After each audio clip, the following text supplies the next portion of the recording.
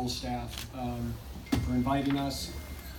This is our third consecutive bowl in a row, and you and your staff really run an outstanding bowl. The organization, the activities, the Civil Rights Institute, it's a really great bowl, and we're very grateful that you invited us and the experience you gave us. I also want to, congratulate Memphis. I've lost games like that before, and I know how, Mike and his staff and their players feel.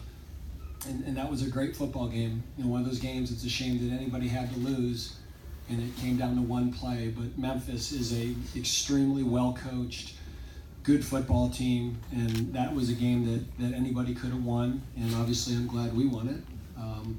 But having said that, I'm just so proud of our football team and our players.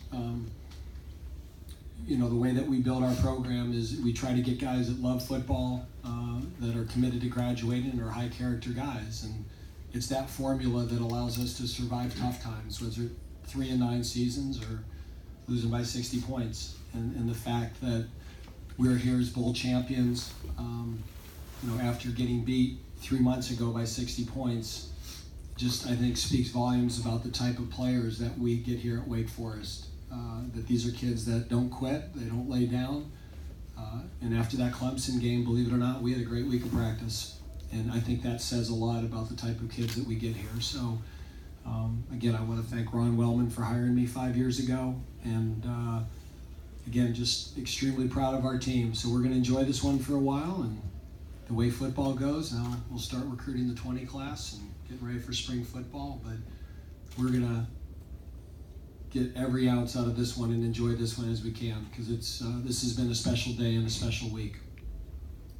We'll open it up for questions, and joining us to coach's left, defensive back Cameron Glenn, and bowl MVP quarterback Jamie Newman. So with that, questions. Coach, can you just talk about how satisfying it is to win this game with the sort of tail end of your first senior class, and just have this special kind of moment for them and the way it kind of unfolded? I mean, coaches always say this about how great their leadership is. I mean, this is a special group. And we've got a bunch of fifth-year seniors that went through thick and thin. And to send them out this way, that was a big motivator for us at 4 and 5. We had a staff meeting after 4 and 5. We had lost to Syracuse, and we were about to play at NC State on 4 days rest, and play Pitt and play Duke, which were all three really good football teams.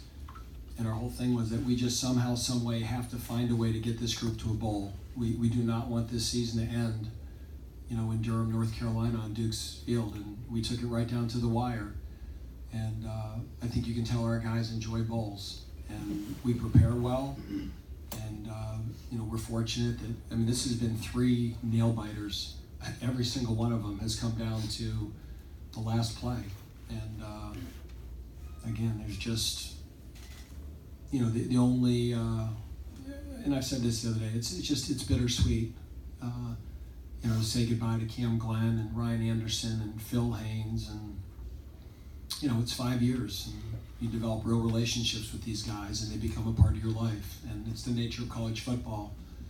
But it does make it tough to say goodbye to them after how much they've meant to our program and me personally. Cam, they're up 28-10 early in the second quarter. What was the mood like on the sideline down there, and what were guys like you and captains and the leadership saying at that moment? We've been down before during the year.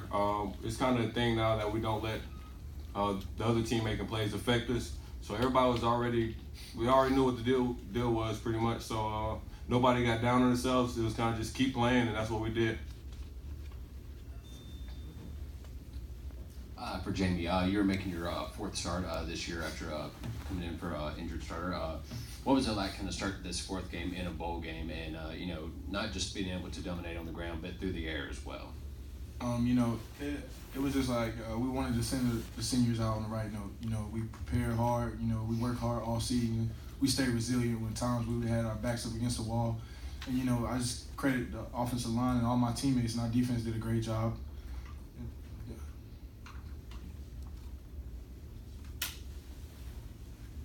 Jamie, of course, the one thing you can't do in a 2-minute drill is take a sack.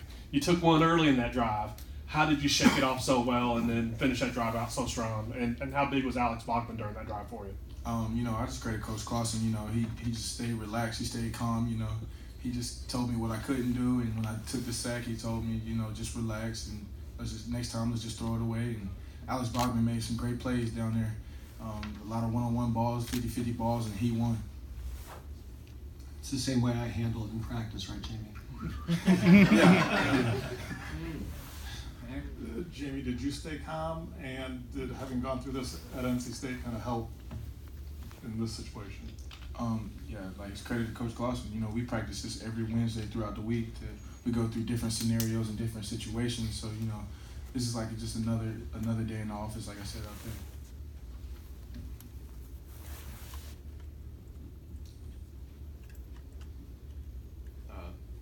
Dave, what kind of things were you saying when it was 28-10 and they had just run the kickback? And I mean, just a lot of football left, guys. A lot of football left. And, we've fallen behind in every ball game. The first play against Temple, we gave up like a 70-yard bomb. First quarter of this game, we throw a pick six and they have a, kickoff return for a touchdown. So I've got to do a better job of coaching the first quarter of bowl games. I think the last three can make up for that. No, we never make it easy.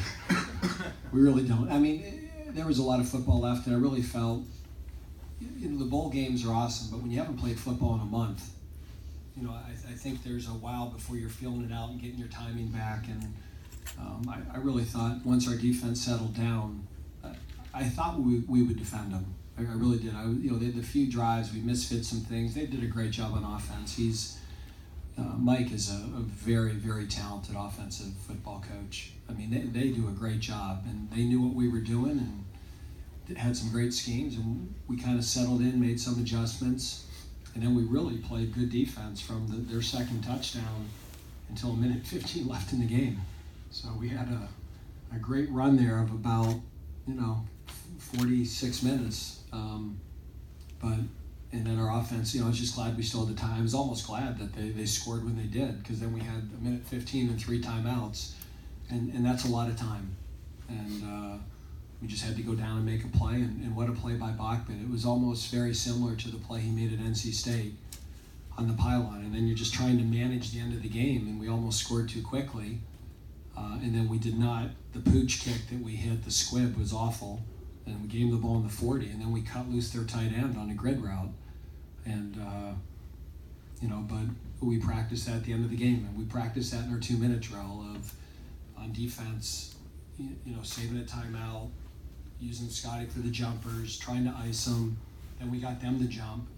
I mean, I shouldn't say we got them to jump, they jumped, and now the field goal got a little bit harder, and, but we're sitting here celebrating. If that kicks 3 feet to the left, we're in overtime, and who knows? I mean, it's, sometimes you're on the right side of it. Dave, you already answered 2 of my questions, so I'll go on to the third. You said that you're just a little bit worried about them running out the clock, and you're kind of happy they scored when they did. Were you thinking about using some timeouts maybe earlier in that possession, and what was going through your mind? No, there? I mean, once it got, I always try to keep it that way there's more than a minute. And so once they had the ball on the 9-yard line, at that point I was going to use timeouts. And then they scored, so I didn't have to use one. But I was debating it, and at the time,